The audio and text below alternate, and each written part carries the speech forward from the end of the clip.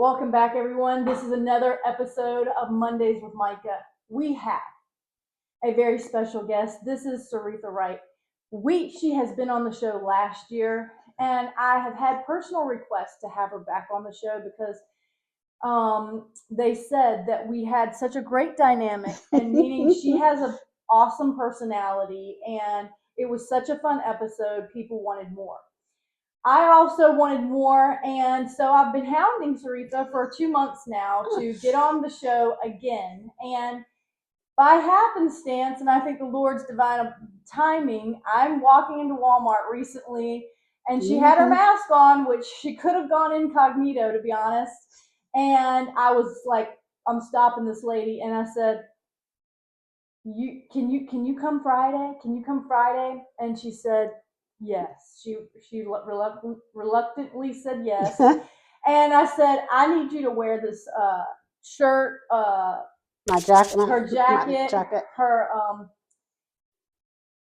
top, whatever we want to use the term for this, 3/4 zip, 3/4 zip. That's a trending right now. So she's very fashionable. And I said, I think I have a jacket that will go with this. And so we are stepping up our fashion here today with some prints here this winter because it is Arctic cold here. Yeah. And I like to warm up the day with my fashion. How do you feel about that? I'm with you. Okay, see, we're already getting started. Now, I had talked to Syretha and I said, I feel like there needs to be some winter conversations. January is kind of a long month. Mm-hmm. And she brought up a term that I have heard but have never had talked about on the show here, and it is the winter blues. The winter blues. So winter blues is a real thing, and I know that what is typically associated with that is the lack of sunlight, the more, meaning it's getting darker earlier, so it really may happen, and she's going to take the floor on this. Nights are longer. What? Nights are longer. Nights are longer, thank you. But would you say that it happens after daylight savings or all fall and winter? It's basically like all fall and winter, not fall, but winter, when the time changes and you go back an hour. Mm-hmm. Yeah, that's what it happens. Yeah. Okay. So when the nights are longer and colder, this somewhat of a depression or more down feeling can happen, and it can happen cyclically for certain people. Yeah. And it's basically because you're not out as much. The weather's not warm. You're staying in the house. And when you're a widow, that makes it worse because you spend more time in a house that you share it with your spouse. And they're not there anymore. Right. So for me, after my husband died, it was always the nighttime. I couldn't take, even no matter when, I didn't like the nighttime. After he died, I think I stayed at night for about 2 weeks with my mother-in-law, who lived like 2 doors down. And I'd come home during the day. Okay. Because I just didn't like nighttime. Being alone at night. No. Now, what about, I've heard this, where they don't like to pull into their driveway dark.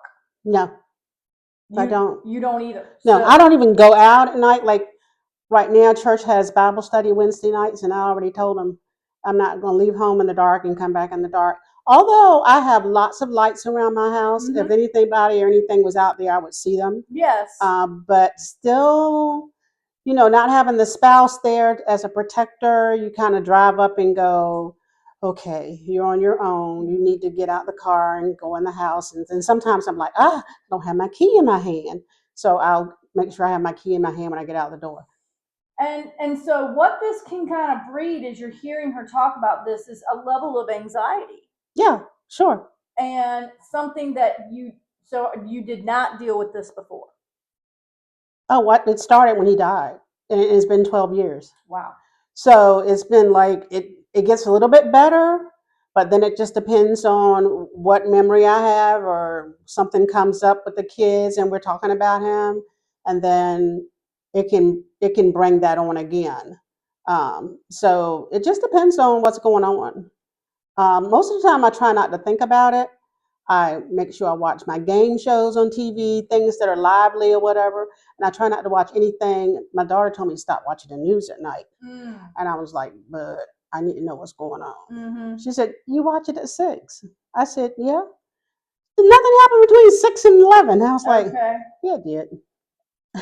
So do you still watch it or not? I do. Okay. Yeah. So she didn't heed that. No.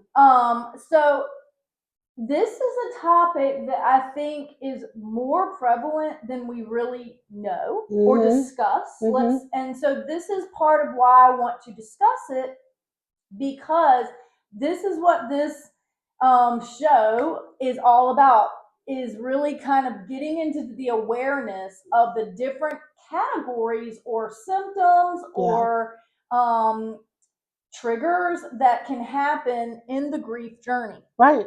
And I know people who are single that did not go through grief who also deal with the winter blues. Okay. I know men who are married that have the winter blues. So I'm just letting you know, this is not just a widow thing. This is a winter thing. But it is interesting that yours started after. So this is also why I want to ask these questions and bring it to the table. So the life hacks you're saying is what you're doing, watching more lively shows. Yeah. Now, since I first asked her to today, she has walked through how many more losses? 2 sisters? 3 last year. Okay. My mother-in-law in May, my baby sister November 3rd, and then one of my older sisters December 19th. So she just came off of funerals. Yeah. And were they both expected, if you call it that? Well, with my mother-in-law, we kind of expected it. She was 105. Wow. And my baby sister had been kind of fighting diabetes stuff and kidney stuff for years. But we weren't expecting her to pass away because she ended up dying from cardiac arrest. And then the sister that lived in Baltimore, my older sister, hers was kind of expected, but not that close to my other sister. Right. So that was hard, having both of them die within 30 some days apart. And how close are you in age? Well, my baby sister was 5 years younger than me, and her birthday's coming up January 20th. Wow. And then my older sister, I don't even know how, she's like 12, no, she's not. She's maybe about 9 years older than me. Okay. Yeah. So. And how many siblings do you have left? There are 5 of us. Okay. There were 10. Wow. So 5 of us are left. Wow. And it's weird because I didn't even realize that until somebody asked me that, and I was like, whoa, wait a minute. And I think I was looking at some cards, and I was going, I printed out a picture of my baby sister. And I was like, how many of these do I need to make? And I'm like, 1, 2, there's only 5. Wow. So that was awakening, if you want to call it, to know that there was only 5 left. Wow. Wow. So along with that and the cold weather and long nights and stuff, it's the winter blues is for real. And when does it usually kind of work its way out? When the days start getting longer, it's more sunshine. March. Yeah, like in March when it's more sunshine and you can get out and do more things. And you don't have to worry about getting home in the dark. Like if I go to see my grandkids, I make sure that I leave. She live in Chester, to leave so that I can be home before it gets dark because I come the back way. And so. Well, I'm hoping they do away with this daylight savings thing. I've heard the rumor that that's possible and may be happening sooner, within the next couple of years. I've heard this. I don't know if that's true. We've heard it before. So it's been kind of whatever. I can't trust that it's going to go away, but I don't see the point in it anymore. I don't think there's more benefits to it going away. Yeah. Than the other. And it does, like she said, keep people inside. And you have been widowed how many years now? 12. Yes, you said that. Yeah, so, it'll be 13 in October. Okay. So she is a more seasoned widow. This June will be 9 years for me. Really? crazy. It was 2017. Wow. And so this is the plight that we are currently in. Mhm. And I don't know if you're open to love again. I'm open for that. Okay. My daughter said, "Mom," she said, "Are you planning to get married again?" And I was like, "No." She says, "Well, why are you ruling that out?" And I said, Mm, "Because at my age, I'm just fine where I am. I would love to have a companion, okay. but I really don't want to get married again." I said, "I don't think y'all want me to get married again either, because then it'll change the dynamics of what you'll get." Well, that is a pretty candid answer then, So I was folks. like, "Oh." So, Well, that's fair. But if he brings something to the table, there could be more. oh yeah, I mean, at my age, you got to have what I have or more. You can't come with less. Okay. You can't come with less. What? Let me just clarify that for you. And I said this to my father-in-law years back that I'm marrying up. He's not marrying up. If that was going to happen, I'm leveling up, or I'm not going to have someone feel leveled up by me. Right. If it's coming, I'm going to feel leveled up by him. That's right. So we are now in the season of our life that we don't have to settle. We aren't going to settle, No. but we don't have to marry again. No. Therefore, it has to be so right, basically a slap you in the face kind of a thing. Yep. That it finds us and you're like, this must be God, because you didn't. Right. You weren't pining over it. That's you're not right. searching for it. That's right. But if it comes to to your presence, I'm open to that. And the previous story that we just did was one of those. So I love to hear the second I call them resurrection stories. I don't even want to call it second chances or whatever other terms that there are, because something that was dead in your life comes back to life. It's alive again. Yeah. And this is maybe a season. But I've also heard this phrase from another widow that passed that I'm not going to be your nurse, and I'm not going to be your purse. Hey, what did I say? I forgot the nurse part, but yeah, the purse part. And you don't want to be a purse. So if you need to use that, she's no longer here to use it. But I thought that was very clear. Yeah. And very wise for those who really want to consider that. Yeah. And when they're considering their kids and their future inheritance, that is something to consider. And also for me personally, and I don't know if we've talked about this on the show or not, but for a widow, since I'm a young widow, yeah, you are. I do not qualify for my husband's Social Security. And so I get no benefits from losing a spouse. Let me clarify. My children get benefits because they lost their father. Right. But me as a spouse, because of my age, there is no benefits. Yeah. Meaning, if I would have had no children, then there would be no benefits. That sucks. And at my age. Yeah. And that is something that, if the Lord allows, I will lobby for. Yeah. Now, also, if I want to receive my husband's benefits, that would be once I turn 63 or something of that nature. Yeah. So what I want to express to you all is that if a second chapter comes into our life, then if I remarry, I lose all benefits of my past husband. Yeah. And I would be taking on the future husband's Social Security benefits. So where do those benefits go, Syretha? They just sit there, I guess. Are they for someone else? I don't know. Something about that doesn't sit right with me, if you understand what I'm saying. Yeah, but when my husband died, I went to Social Security for that little measly check they give you to fill out some paperwork for that, for his burial or whatever. Didn't need it, but I was entitled to it. But then when I asked about his Social Security, she said, "Well, you are working full time." I said, "So?" She said, "Well, you don't qualify." I said, Let's get what do you into it. mean? What do you mean? Let's get She's into like, it. well, sad to say, because I think I was 61 at the time. Yeah. She said, unless you are not working, that's the only way you'll get his benefits. So I made a decision at the end of the school year that I was going to go ahead and retire Wow. because I knew I could get retirement and I could get his Social Security, which was a little bit less than what I would get. But I got it until I turned the age where I could get my own. Because, like you said, where's that money going? Think of all the people that died and didn't have anybody to leave it to.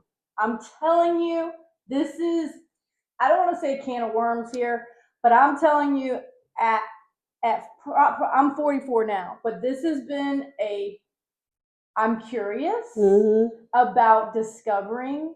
And if, like I said, if the Lord allows, as we develop this Widow Walk resource here, that I believe there's going to be lasting fruit from it, but also potentially I have to build a case, if you want to say. We might have to petition. Right. There are things that you have to do to quantify and qualify to show that there's something. So it goes somewhere in the ledger, y'all. Okay? Oh yeah. And it's not going to the family who lost. And so not only is her remarrying potentially affecting her inheritance for her children down the line if she lives another 30, 40 years. I mean, however long the Lord allows you to stay here, but you're not planning to go anywhere right now. If that happens, there's that element. But also back to, if you have not prepared for death, and by having a life insurance policy, other types of investments, if you are not someone that has built your wealth portfolio, they call it. Yeah. That's not language, Syretha, that I grew up with, to be honest. The only wealth that really in this area is land. Yeah. I didn't really hear growing up about other assets. Right. Did you? No. Not until my husband and I got married and we built our home in Capron. Because we built it on air land. So that's when I started learning a lot of stuff about that. Now, but did you both work in a corporate sector? I know you were in education where you had such thing as a 401k. How did you build your inheritance and your retirement? Did you? How did you? Yeah, through my 401k. Okay. When I was working, I put money into that, so that came in handy. And did your husband have that? Yes, but I didn't get anything from his 401k. He had a IRA. It was a rollover. Okay. So that continued to keep growing. Yeah. Okay, so you did get to keep that. And these are terms that if you don't have conversations, y'all, with your spouse, you don't always know. And I am going to advocate for this over and over and over and over again. Yeah. Because financial conversations are uncomfortable. I think for those who it is not, I don't want to say that for everyone. If you work in the finance world, these conversations are commonplace. Right. They are not as uncomfortable. But if you're in a category, yes, we all have to pay our bills. Okay. That may be somewhat normal, but I will tell you that many widows were not the ones that paid the bills. So the financial load falls back on them. Yeah. Can bring a lot of anxiety, a lot of self-doubt. You don't not only is it on you, but you don't have him to talk through it with. That's right. Yeah. And so we have to educate each other, and there's so many great financial institutions here that can explain it to you. Your attorneys can get into things with you. Your CPAs and accountants can get into things with you. Financial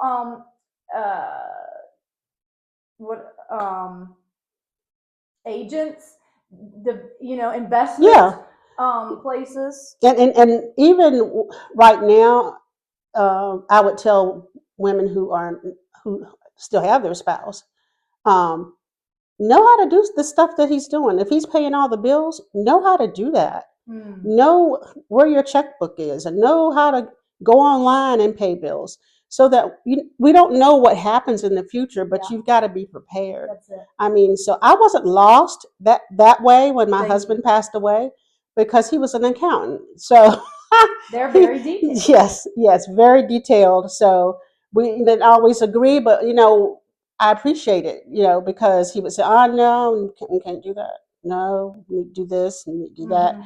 So I didn't have it as bad as some Yeah. people might have. Right. And I thank him for that. So what I'm trying to kind of build this overview, which is not what I didn't know where this conversation would go, but Mhm. she has knowledge in this. This is how it's unfolding here, this episode here today. Yeah. But I'm just going to go back to this winter blues part of it. If you have this start to unfolding in your widow walk story, and on top of that, had no idea that this winter blues thing would also potentially affect you, Mhm. it's a lot. Yeah. It's a lot.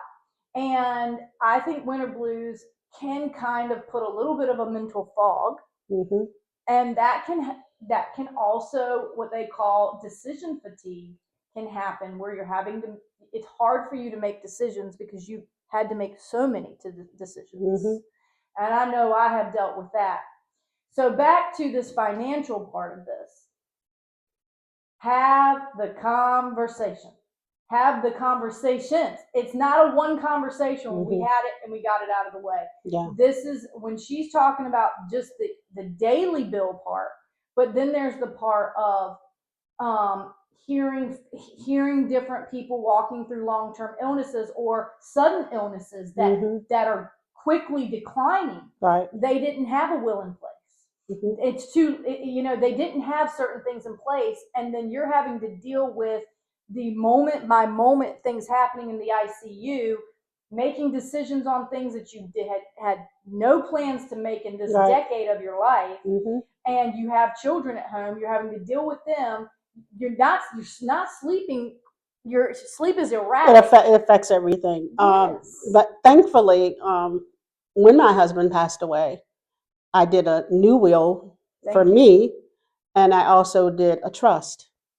And you want to speak into that? I talked to an attorney about Can things. you explain to them what is the benefit of the trust? I don't think we've had this on the show. A trust, if you own a home or you have assets, if you put it in the trust, then they won't have to go to probate court. And and why do you go to probate court? Probate court is where you try to prove that you are the surviving person that is supposed to get whatever was left. But it takes months and it takes money to get a lawyer to help you navigate through that.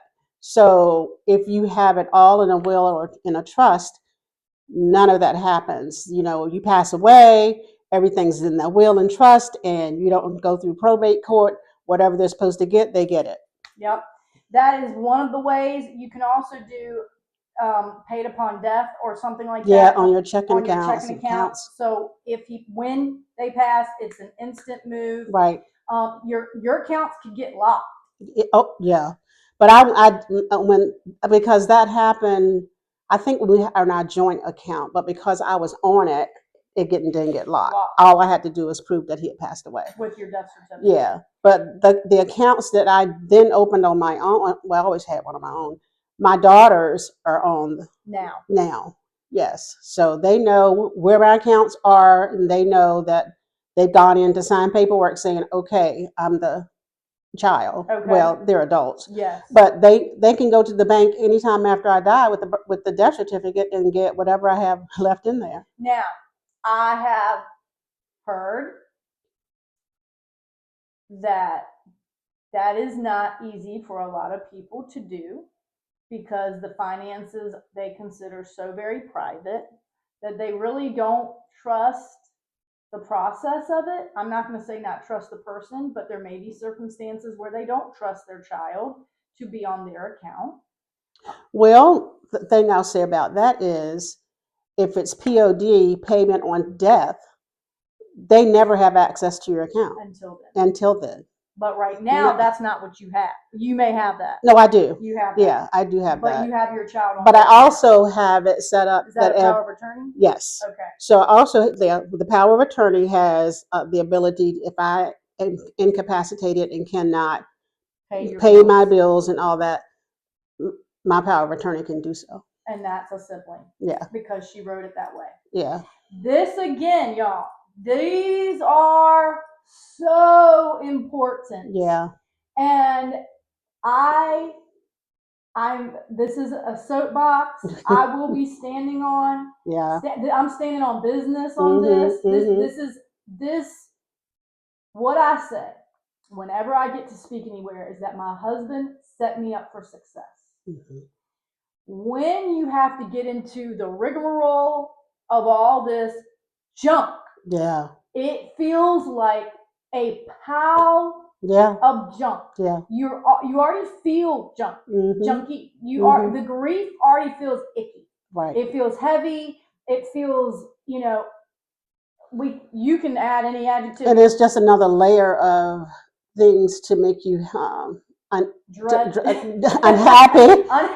unhappy and worried because you don't. Right? Yeah. Your future is now more and more unstable, unclear, confusing, scary, and I am so thankful. And again, I had friendships in place, unbeknownst to me, that had skills in all of these sectors. And after my husband passed, I looked to them and said, I'm handing this over to you. I did not pay my husband's bills. I said, I need you to, I had somebody in the upper level of the banking institution, and I said, I need you to hack my account, and I need you to get a record of what my bills are, because I don't know. And I just cannot handle this right now. I cannot take this on. Like, there's so many bombs going off right now. Yeah. I've got to. Yeah. And you can't concentrate on that. No, I could not.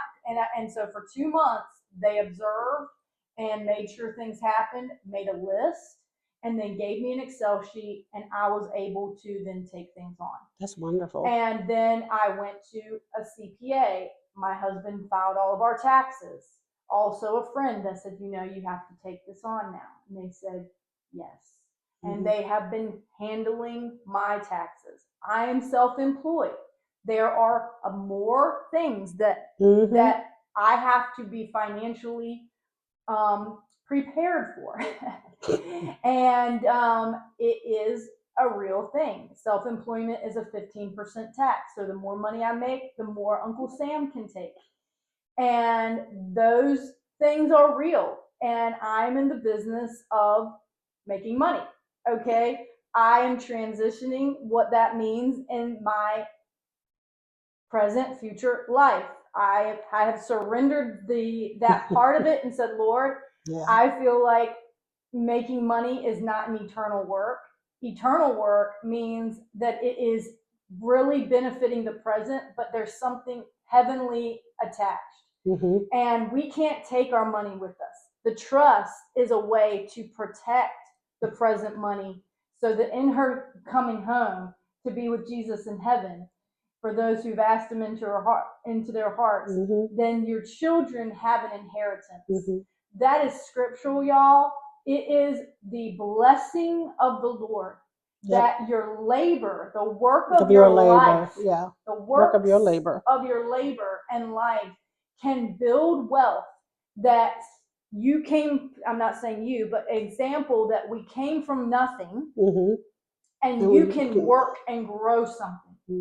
We live in an agricultural place where we see it happen. We plant seeds, they water them, they do fertilization, they do, for some of those pesticides, and what happens? Boop, boop, boop, boop. Corn, cotton, peanuts, soybeans, all these things start to bloom.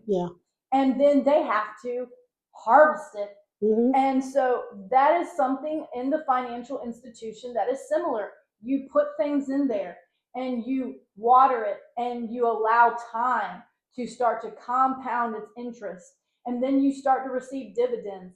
And all of that is future thinking plus present activity. That's right. If you don't presently deposit in that 401k, you won't have something for down the line. That's right. And you think you have more time now.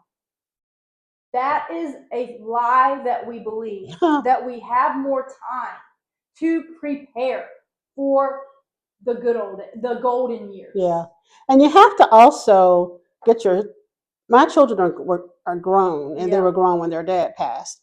But you have to get them in your mindset as well, because I couldn't talk to them about that too much right after he passed away, because they were grieving, and so they didn't really want to hear that. And even sometimes now, if I do something, one day I was out and I was looking at headstones, and we were FaceTime, and I said, "Guess what I did today?" They said, "Oh Lord, what'd you do, Mom?" I said, "I found this nice headstone that I want to put out at the cemetery with, your dad's name and my name on there." Wow. And the older daughter said, "Mom, just put it in the binder with the trust." I was like, "But you need to know." She says, "We'll look at it when we need to." I said, "Whatever. I just want you to know that I did that." Taking care of it. Yeah. This is caring. This is the preparation is an act of love. Yes. Y'all. Yeah. It is an act of love, because the more that you're prepared when the loss happens, this binder is a gift to her children to say, "I know what my mom wants. We're going to execute it." She doesn't have to deal with that decision fatigue. She doesn't have to doubt it. The siblings don't have to get into it what they thought mommy wanted. Right. Because they all have a different opinion on it. It's all in writing. They don't have to then fight about this inheritance. It's all been written down and spelled out. Correct. Whether they like what mommy said is maybe a different story. Yeah. But there's an opportunity for transparency here. Yes. The trust protects. Yes. It does. And you can say, well, that costs to do that. Yeah, but it's a small price to pay for what you get in the return. Yes. Yeah. The instant turnover of some of these things, it doesn't take the 6 months to a year. I call it purgatory. Yeah. This weird in between things are transfer. You get. These are some of the stories that really happen in the widow and widower that. I don't want to be, I'm going to say it, are not educated on how it works. Yeah. And I'm telling you that I wasn't. But my husband put some things in place. He was 7.5 years older than me. And there's, some wisdom in that. Yeah. Yeah. And by the grace of God, I know I've said this on other videos, but I just have to bring these things up. I had won a trip for my sales in 2016 for 2015 or whatever. And we went to the Dominican Republic with our company. And I didn't really know we would win that, but I had some new goals of financial goals to hit as a real estate agent, and I hit them in some of those good years. And it was the first time since we had children that we were going out of the country. And we sat down and said, we feel like we should write a will. Yep, that's what we did. And 9 months later, my husband was gone. Wow. That is how close. There's nudges all along the way in our life that we have to make flippant decisions. They felt, whatever. It didn't feel heavy to make it. Right. It didn't feel heavy to make it. It fell into our lap. We had a conversation. I said, let's do it. That was the Lord. I will not give anybody else credit for that. That's right. We needed it for such a time. And I was able to go back to that attorney, and we had things in place. Once again, there were things being prepared for a different reason than we had writing. And that is how my husband set me up for success. And I got to go to the Rotary in September, and I said, I'm speaking to the men here, and I'm going to step on their toes a little bit. Mm-hmm. But they need to hear it. Men, I need you to do this. I need you to love your wife enough to help her not have the grief feel harder because she's having to go through this filing cabinet. Not all the men are accountants. Their filing is a mess.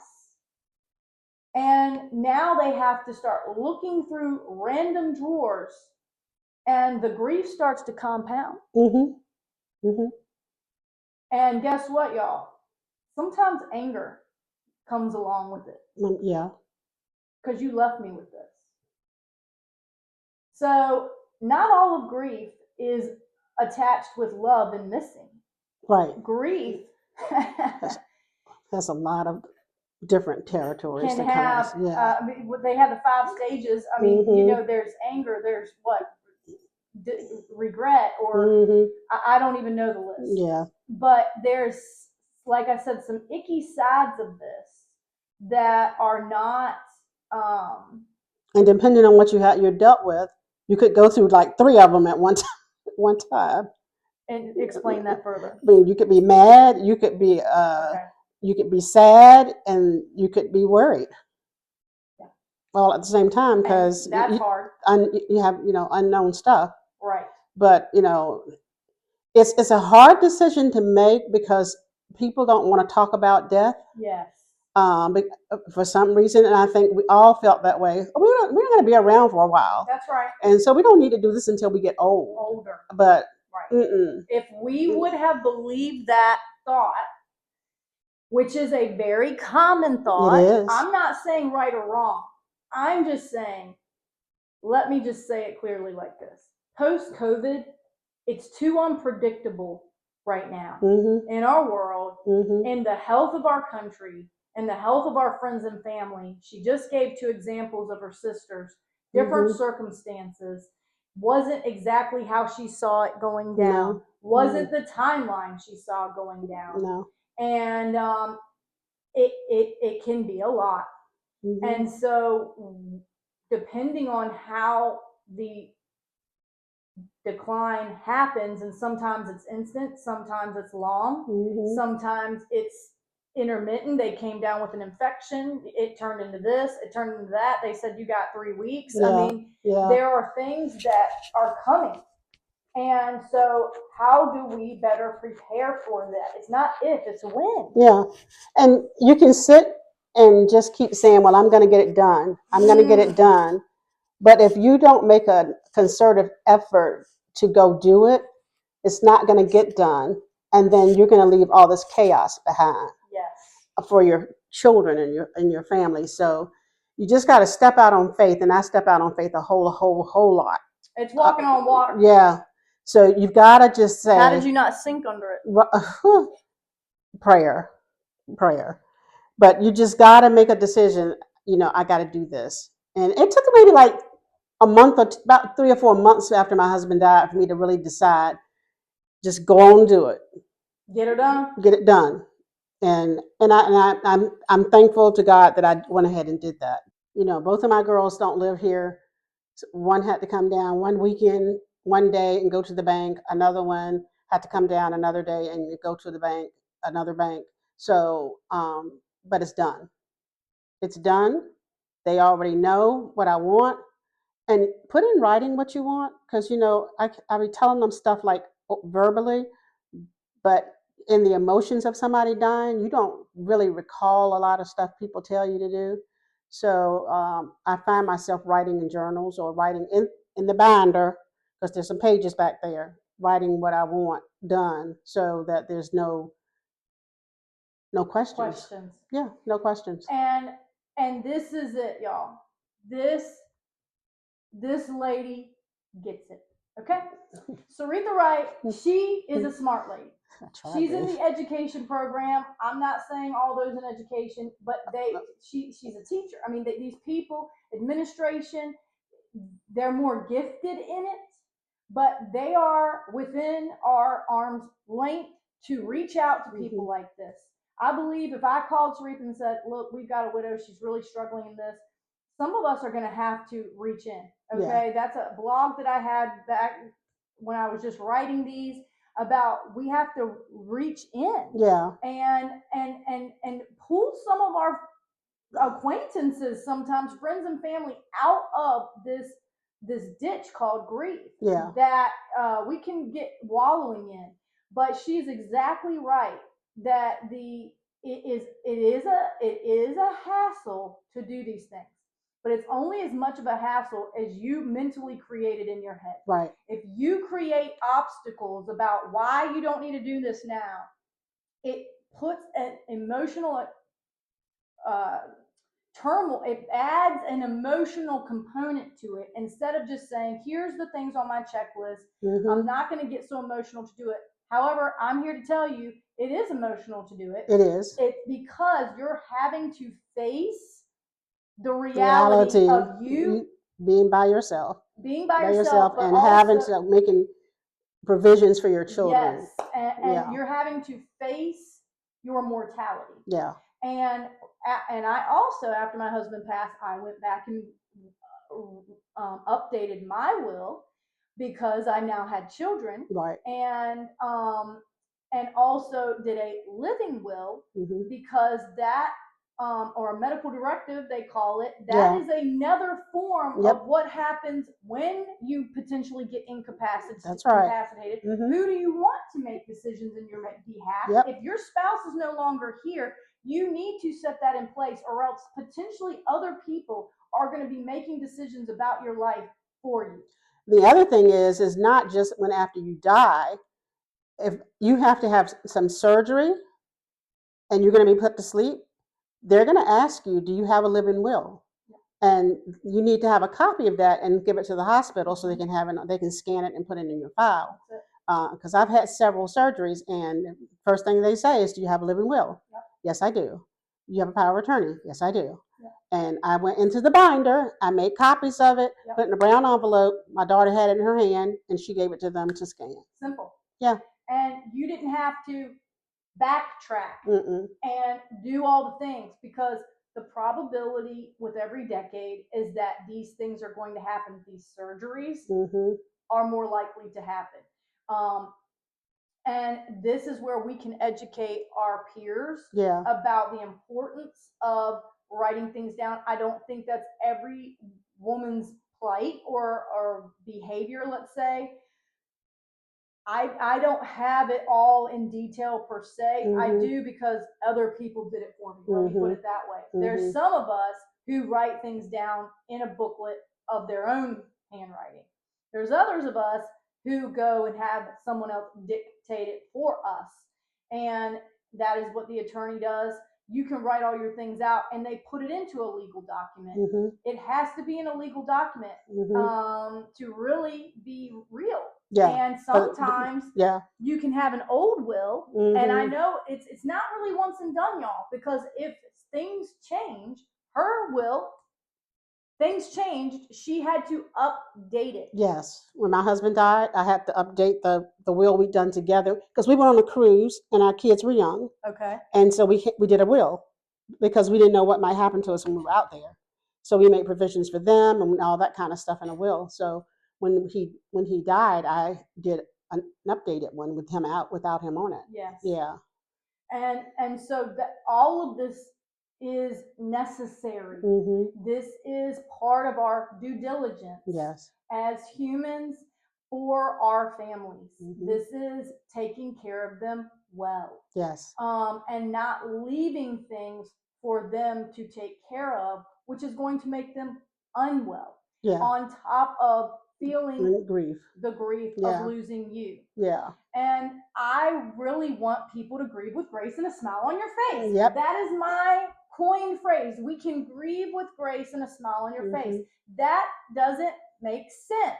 Grief and smiling on your face doesn't really add up. It seems like an oxymoron. Yeah. Is what I'm saying. But with Christ, the faith to believe in our future. Mhm. I believe, and statistically, there is 2/3 more widows than widowers. Mhm.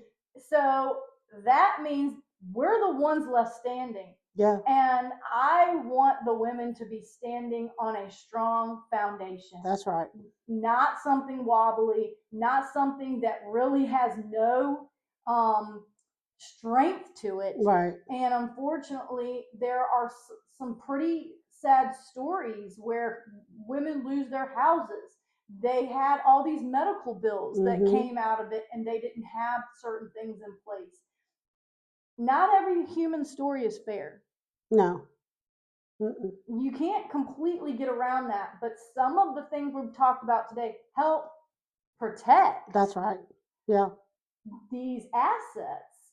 And you really can't think of every little thing. No. There's gonna be probably be something that comes up and you say, "Well, I didn't thought about that."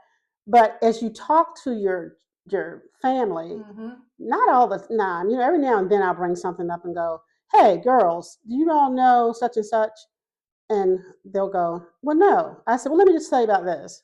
And and then things have happened with people in my family and passing away and stuff, which have changed my dynamic of what I want to do when I pass away. Totally. So now they know. Yep.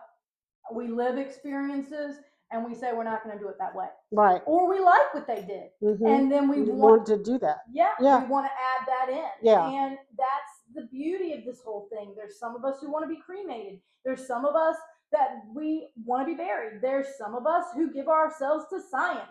There's so many different aspects to Right. it.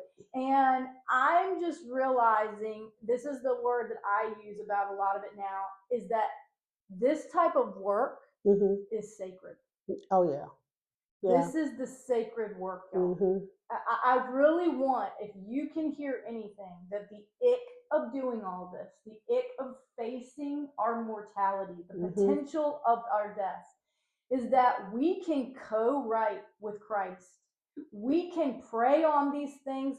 Lord, how do you see it? And I'm telling you, if you wait on Him, these thoughts will start popping in your head that seem smarter than you think you are. Yeah. And write them down. Yes. He's giving you a blueprint. Yep. For your future, to protect your future, to give you a future and a hope for your kids. This Mhm. is what eternity is all about, y'all. Mhm. It's setting us up for the afterlife, which really is where we've been yearning for since birth. Yep. Yep. That's true. This is our homecoming. Mhm. And it's a great place to be. And so I am in a weird, I don't want to say weird, but as people are transitioning loved ones and things, my prayers are changing, Syretha, because before I would always really ask the Lord to extend their life here. Oh yeah. But I think we all went through that. I did with my baby sister when the last time I saw her, and when I was praying uh, over her because she was transitioning. I said, Lord, I'm not going to be selfish and tell you to let her stay here in the state she's in with me. Um, whatever your will is for her, and I'm okay with that. Wow. I'm okay with that. I just have faith that you'll let me have the memories and the stories that I can tell, and it's going to be okay.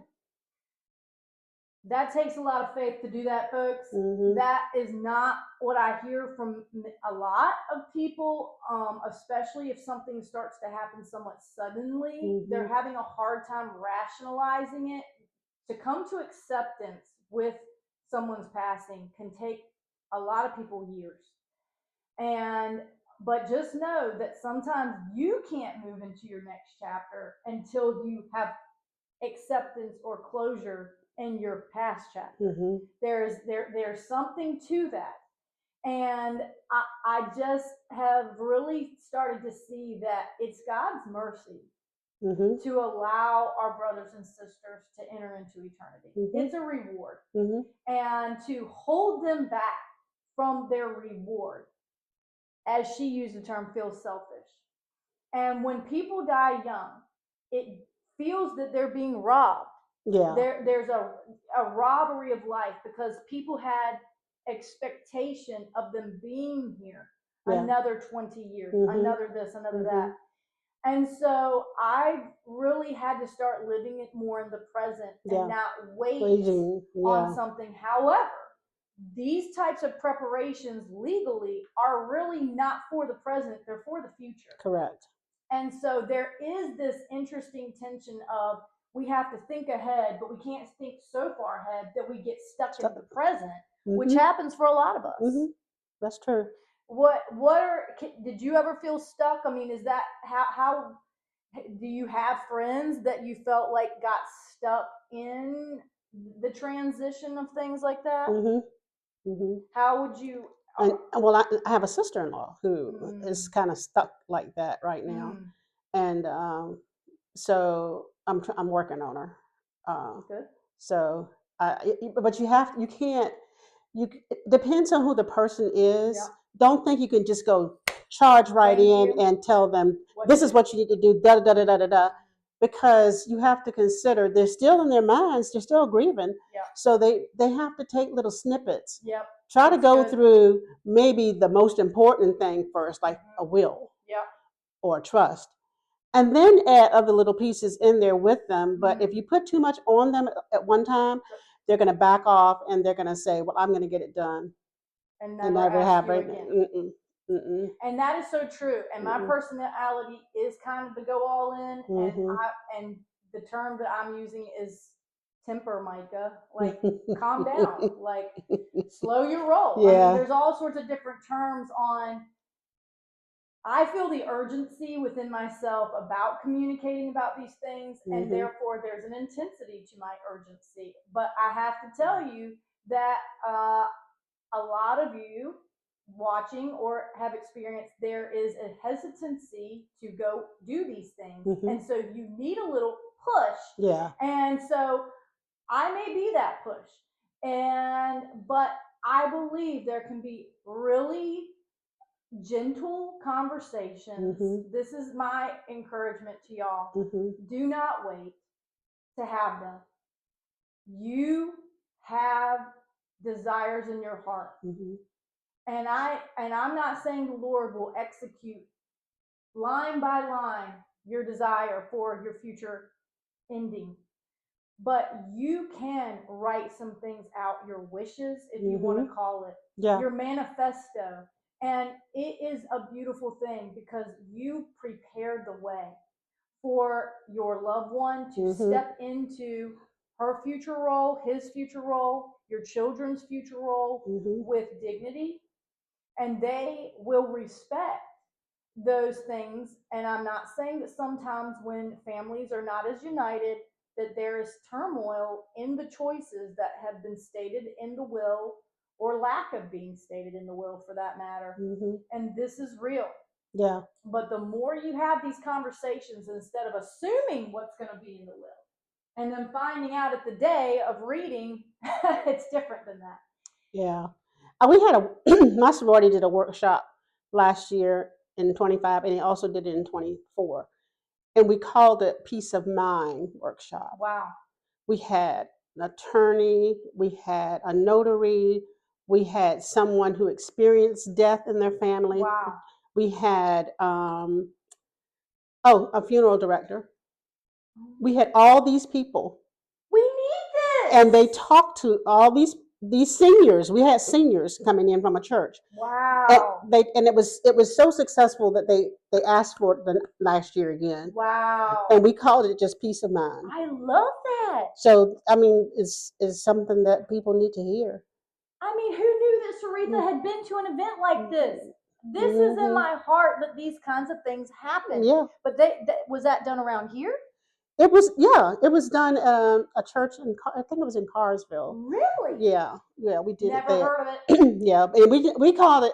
We decided our committee, because I was on that committee, and we just decided, well, we got to make it sound like it's not so right, and people don't want to come. I so love that. We called it Peace of Mind. Oh, we may have to just delve that as the title here today.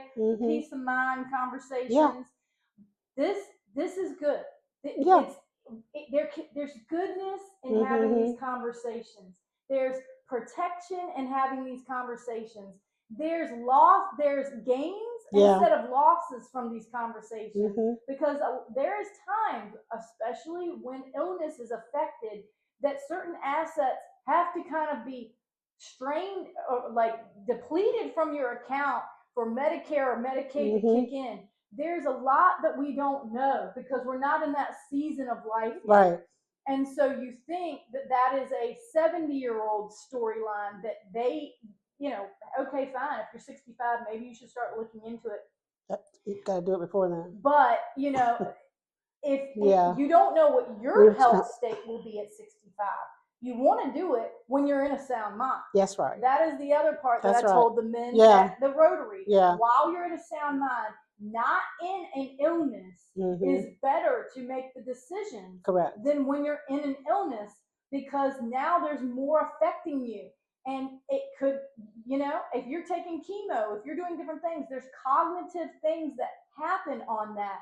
So it's going to make it harder on you later down the road. Yeah. And harder on everyone else.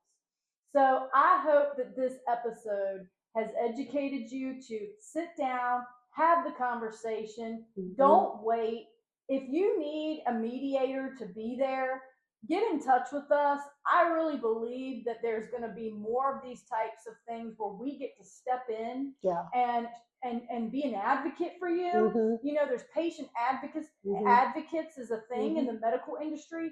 Who do the widows and widowers have? Right. That is what I believe this widow walk is to advocate for you as a foundation, but that each one of us individually will start to catch the vision of this and become an ambassador, which means that you're standing in as a pillar, a piece of strength. Some people call these people elders, in the church. Right. An elder is, I would say, our understanding of an elder is that they are a more seasoned, experienced person. Thank you. An usher, maybe a lower grade of longevity or history of faithfulness and experience with the Lord. That I'm just trying to correlate here that you can bring someone that is more of an elder level into a conversation, or have that conversation with your family, and then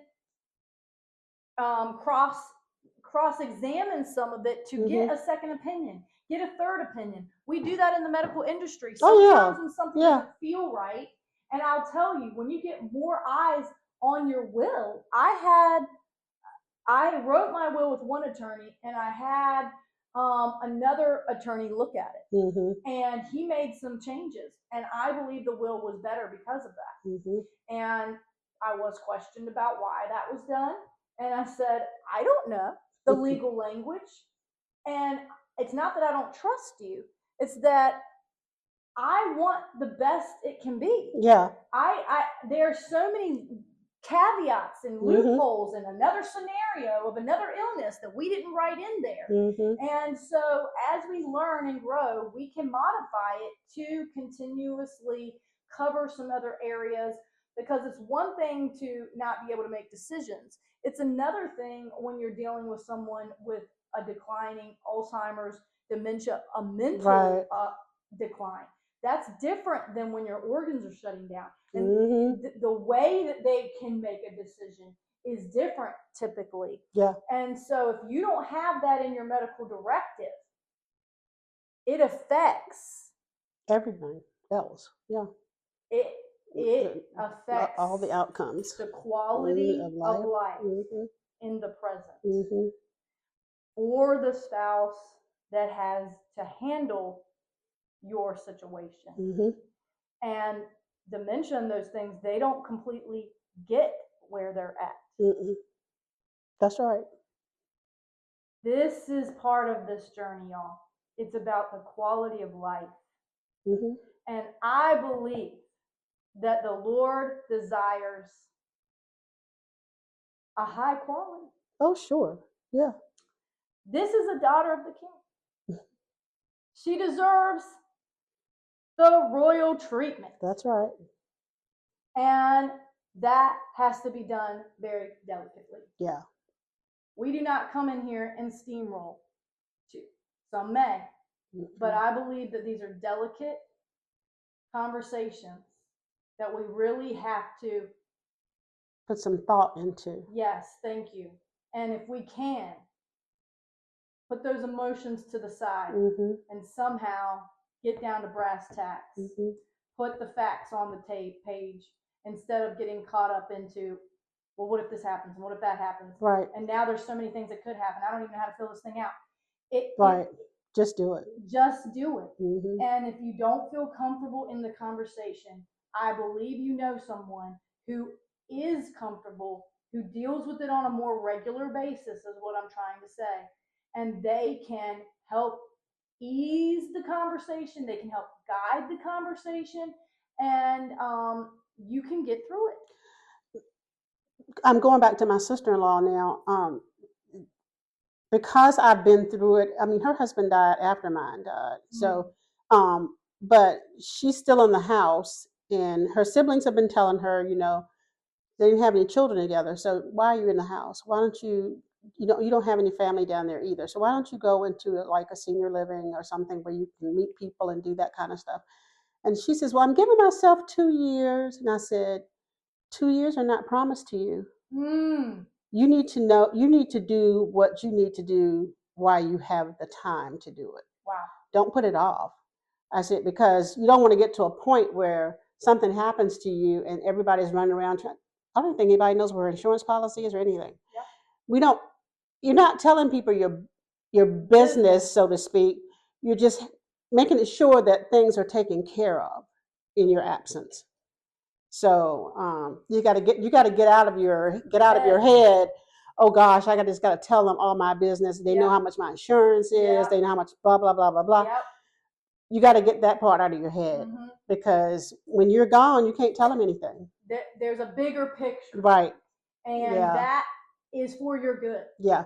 It is for your good. This is the real deal, y'all. That kind of scenario, that is the atypical. And back to this trust, there's a lack of trust or a paranoia. Right. There's a paranoia of things not being there or something happening without you knowing about it. And I really think that's part of the trauma of walking through the loss, because there was, it's a lot. Yeah. And so any of this adding to that is just bringing another element of anxiety, paranoia, fear.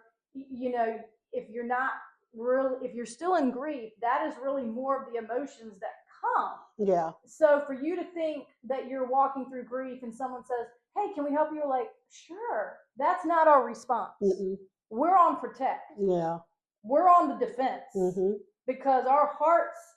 Yeah, like raw. When I start talking to her about stuff, she'll still say, well, yeah, I'm going to give myself some time. And I said, how much time do you need?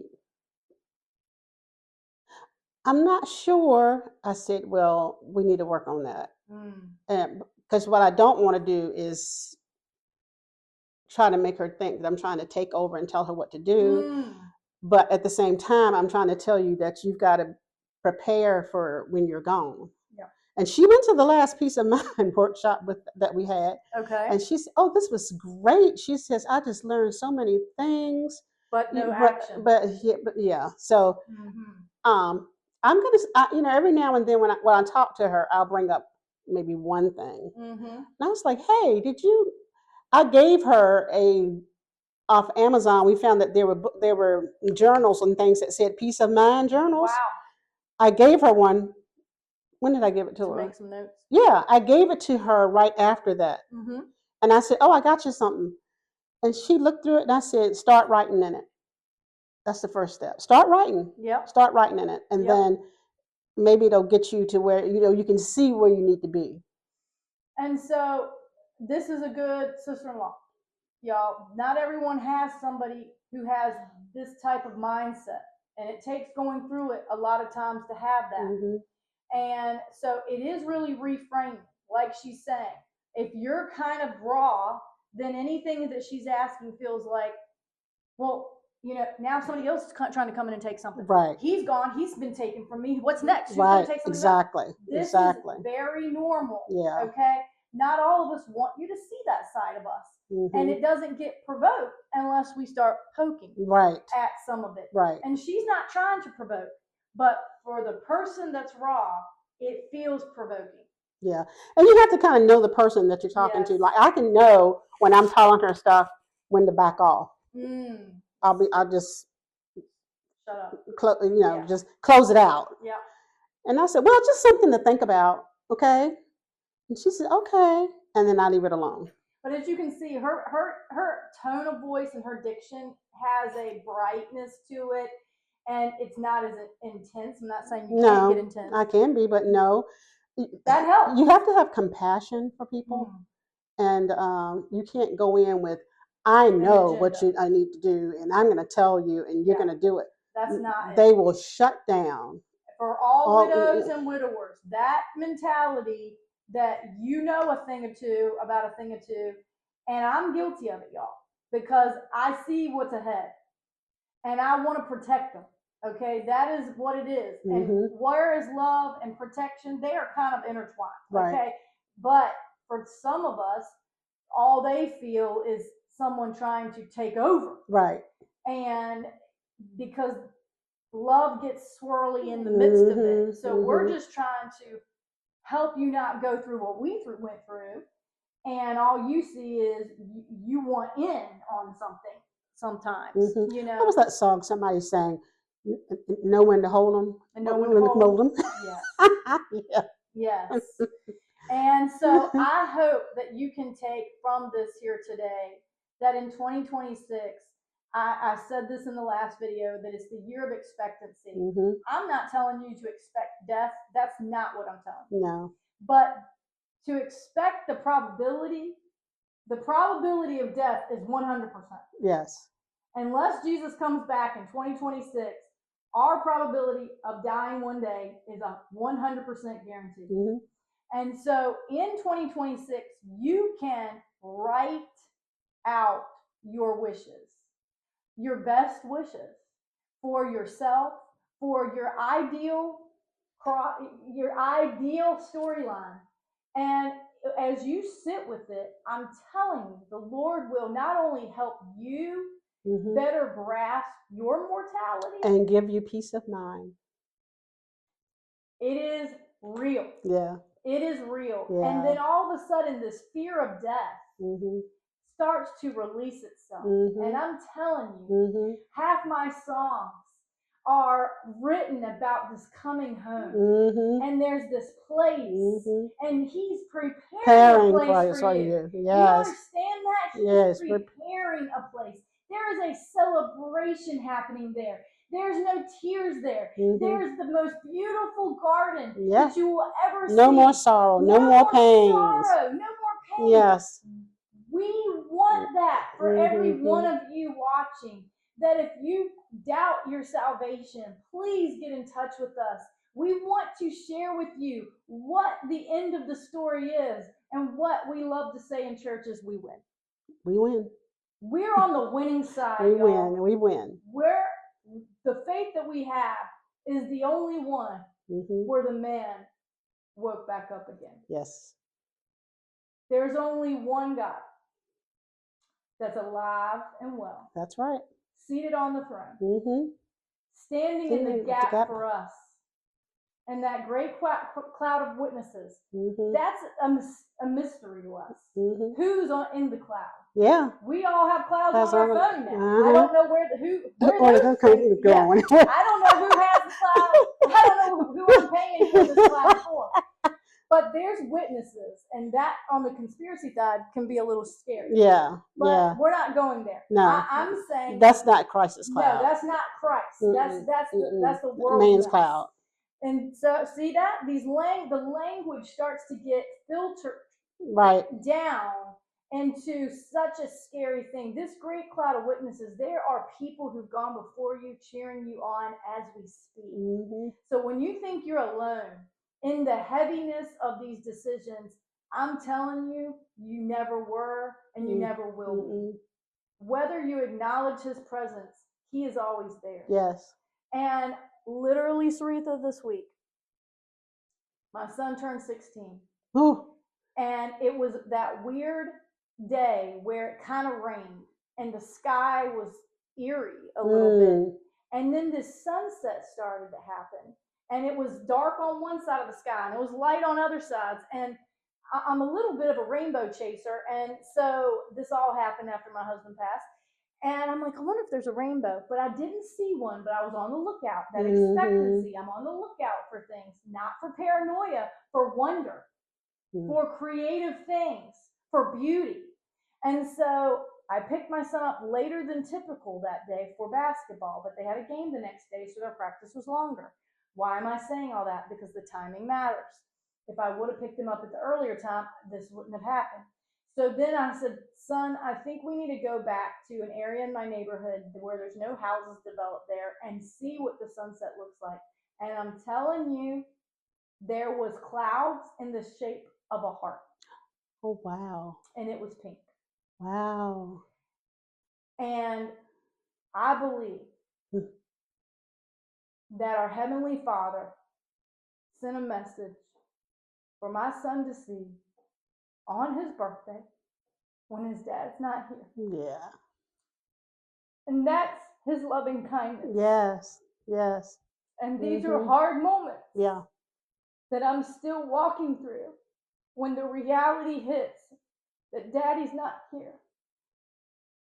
And yet, the wonder of creation is present every single day. Yes. And for those who are willing to go back outside and take a look and take a ride, it's there. It's there. It's there. And so please, if you feel overwhelmed, just a 5-minute walk may surprise you. And he may have something waiting there for you, just for you that day. And within 5 minutes, it was like dissipated. So the timing and the push within myself to investigate it matters. And that's a little bit of this discovering the Father's heart journey that I've been on since 2017. And that excites me, Syretha. I'm sure. Yeah, it should. It's just like a love tap. Yeah. It's a nod from above. And he doesn't have to, y'all. But he loves to. I call him God winks. God winks. God winks. And he wants to do it. And for you, that if you don't see his goodness, please come and gather with us at the Widow Walk. We are meeting January 24th. It's the 4th Saturday of the month at the Hunterdale Fire Department. These are the kind of conversations we sometimes are getting into, depending on what's going on. Yeah. The Januaries sometimes can be a harder gathering because it's after the holidays, and people are kind of having to flush out their holiday and how they're feeling in this winter blues part of it. You have somewhere to come. You have somewhere to dump this thought process and your feelings on the table, and no one's going to push you to wipe them away.